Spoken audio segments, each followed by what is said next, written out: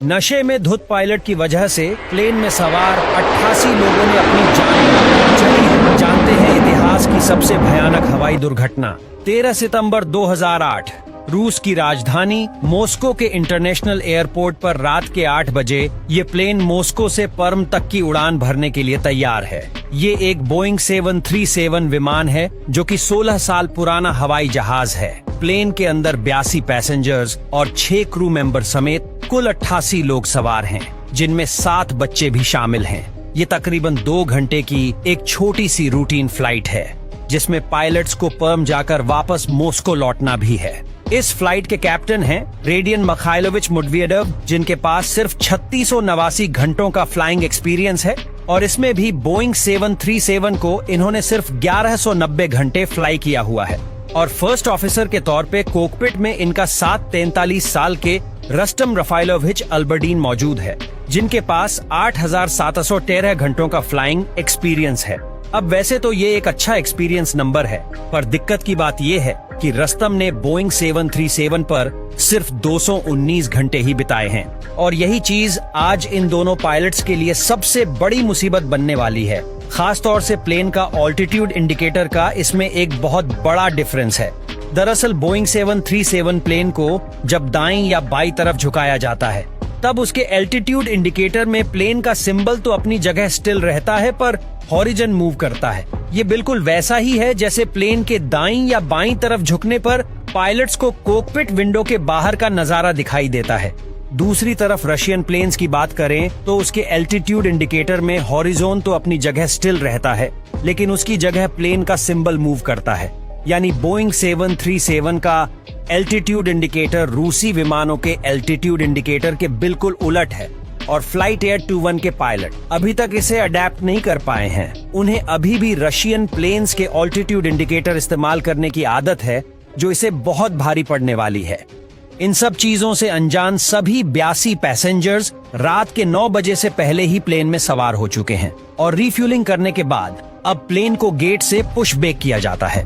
अब pilots taxiway से होते हॉवे एटीसी से टेक ऑफ करने की इजाजत मांगते हैं और एटीसी से टेक ऑफ क्लियरेंस मिलते ही रात के 9:13 पर फ्लाइट एयर 21 अपने लक्ष्य की तरफ उड़ान भरता है। प्लेन में किसी भी तरह की कोई खराबी या एरर डिटेक्ट नहीं हुआ है। प्लेन आराम से अपने लक्ष्य की तरफ बढ़ रहा है। धीरे धीरे प्लेन पर्म इंटरनेशनल एयरपोर्ट की ओर बढ़ रही थी। पायलट्स प्लेन को लैंड कराने की तैयारी स्टार्ट कर ही रहे हैं। अब रात के 10:45 बजे हैं और पायलट पहली बार प्लेन को उसके क्रूजिंग एल्टीट्यूड से नीचे मेंडली इवोवे पॉइंट पर लेकर आते हैं। मेंडली वे पॉइंट से होते हुए पायलट्स प्लेन को इंटरनेशनल एयरपोर्ट के रनवे 21 की तरफ ले जा रहे हैं। इसके लिए ये प्लेन को रनवे 21 के ILS से गुजारते हैं, जो इस रनवे पर लैंड करने की फिक्स्ड इनिशियल अप्रोच है। अब इस पॉइंट पर आकर कैप्टन रेडियन एटीसी से कांटेक्ट करके उन्हें रनवे 21 की तरफ अपनी फाइनल अप्रोच स्टार्ट करने के बारे में बताते हैं। एटीसी के इंस्ट्रक्शन पर बेक कोर्स लेने के लिए पायलट्स पूरे रनवे को पास करके अब प्लेन को दाईं तरफ घुमा रहे हैं। असल में कई बार रनवे के एक सिरे पर तो ILS मौजूद होता है, लेकिन दूसरे सिरे पर नहीं। ऐसे में जब किसी प्लेन को ILS अप्रोच के जरिए उस रनवे के दूसरे सिरे से लैंड करना होता है, तो उसके लिए वो पहले सिरे पर मौजूद ILS सिस्टम के सिग्नल्स का यूज अपोजिट डायरेक्शन में करता है। इसी को बैक कोर्स कहा जाता है। फ्लाइट एयर 21 को भी इसी अप्रोच से लैंड करना है, इसलिए पायलट प्लेन को रनवे के ऊपर से गुजारते हुए दाईं तरफ घुमाकर दूसरे सिरे यानी रनवे 21 की तरफ ला रहे हैं। इसी बीच यहाँ हल्की बारिश भी शुरू हो गई है, जिसके बारे में दोनों पायलट एक दूसरे को बताते हैं।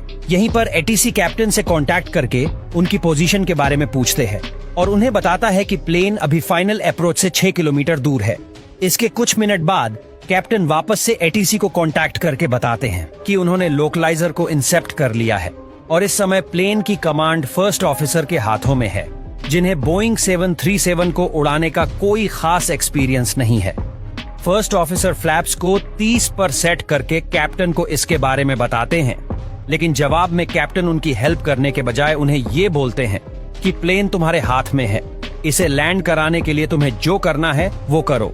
कुछ पलों के बाद कैप्टन एक बार फिर से एटीसी को कांटेक्ट करके बताते हैं कि वो चौथे मार्कर की तरफ बढ़ रहे हैं। साथ ही कैप्टन वेदर कंडीशंस के बारे में पूछते हैं। इस पर एटीसी का जवाब आता है कि बारिश में विजिबिलिटी 10 किलोमीटर की है। यहीं पर एटीसी को ये रियलाइज होता है कि फ्लाइट एयर 21 लोकलाइजर से काफी ज्यादा दाईं तरफ फ्लाई कर रही है और इसके लिए वो कैप्टन से प्लेन की दिशा को थोड़ा सा बदलने के लिए कहते हैं। इस इंस्ट्रक्शन को फॉलो करते हुए कैप्टन प्लेन को थोड़ा सा दाईं ओर मोड़ देते हैं ताकि इसे लोकलाइजर की सीध में लाया जा सके।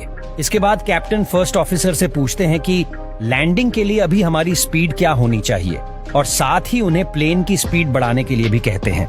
यहाँ पर एटीसी को एक बहुत ही अजीब चीज नोटिस होती है। उसे स्क्रीन पर दिखाई देता है कि फ्लाइट 821 नीचे आने के बजाय उल्टा ऊपर की तरफ जा रही है, यानी प्लेन का एल्टीट्यूड कम होने की बजाय बढ़ रहा है। इसे कंफर्म करने के लिए एटीसी वापस फ्लाइट 821 से कांटेक्ट करता है और कहता है कि क्या आप सच में नीचे आ रहे हैं, क्योंकि मेरा डेटा दिखा रहा है कि आप नीचे आने की जगह क्लाइम कर रहे हैं। अभी आपका एल्टीट्यूड 2000 फीट होना चाहिए, लेकिन ये 3000 फीट है। ये सुनकर दोनों पायलट हड़बड़ा जाते हैं क्योंकि उन्हें अब तक यही लग रहा था कि ऑल्टीट्यूड को कम करते हुए नीचे जा रहे हैं। एटीसी की बात सुनकर फर्स्ट ऑफिसर तुरंत प्लेन की पिच को एडजस्ट करते हैं और फिर कैप्टन एटीसी को जवाब देते हैं कि अब हम नीचे आ रहे हैं। हालांकि अभी भी प्लेन नीचे आने की जगह ऊपर ही जा रहा होता है, जिसका कैप्टन और फर्स्ट ऑफिसर दोनों में से किसी को कोई अंदाजा नहीं था। इतना कि प्लेन क्लैम करते हुए 4000 फीट के एल्टीट्यूड पर पहुंच जाता है। अब इस ऊंचाई से लैंडिंग करने के लिए ग्लाइड स्लोप को पकड़ना इम्पॉसिबल हो चुका है। इसलिए एटीसी पायलट्स को इंस्ट्रक्ट करता है कि वो राइट टर्न लेकर गो राउंड के लिए जाए और लैंडिंग के लिए दोबारा कोशिश करें। कैप्टन इस मैसेज को बहुत अच्छे से सुनते हैं, लेकिन इसके बावजूद वो गो राउंड के लिए नहीं जाते, बल्कि अपनी लैंडिंग अप्रोच इसी तरह जारी रखते हैं। एटीसी अपनी बात को कई बार दोहराता है। फ्लाइट 821 आपकी ऊंचाई बहुत ज्यादा है, आप गो अराउंड के लिए जाइए। मैं फिर से दोहराता हूं और स्ट्रिक्टली कह रहा हूं कि आप अपनी फाइलन अप्रोच को रीस्टार्ट कीजिए। आप फ्लाइट की सेफ्टी और सिक्योरिटी के साथ खिलवाड़ कर रहे हैं। इसके बावजूद कैप्टन एटीसी की बात को कोई तवज्जो नहीं देते और बिना ऑटो पायलट और ऑटो थ्रोटल के प्लेन को मैन्युअली कंट्रोल करना जारी रखते हैं। नतीजा प्लेन नीचे आने के बजाय 4200 फीट की ऊंचाई पर पहुंच जाता है।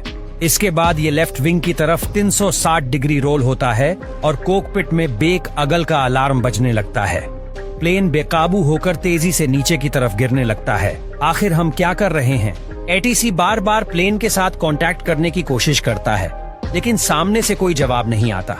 इधर प्लेन में सिर्फ कॉकपिट ही नहीं, बल्कि पीछे पैसेंजर कैबिन में भी हड़कंप मच चुका है। बेकाबू हुए प्लेन के अंदर लोग डर के मारे जोर जोर से चिल्ला रहे हैं। कैप्टन और फर्स्ट ऑफिसर को अब जाकर ये एहसास होता है कि उन्होंने क्या गड़बड़ी कर दी है, पर अब इस गड़बड़ी को ठीक करने के लिए बिल्कुल ही टाइम नहीं है। इससे पहले कि पायलट्स इस सिचुएशन से निकलने के बारे में कुछ सोच सके, ये प्लेन पर्म इंटरनेशनल एयरपोर्ट के करीब ही एक इलाके में क्रैश होकर तेज धमाके के साथ राख के ढेर में बदल जाता है। ये क्रैश इतना जबरदस्त था कि किसी के बचने के कोई चांस ही नहीं थे। प्लेन में मौजूद सभी 88 लोग मौके पर ही अपनी जान गंवा देते हैं। इस हादसे की खबर दुनिया में फैलती है।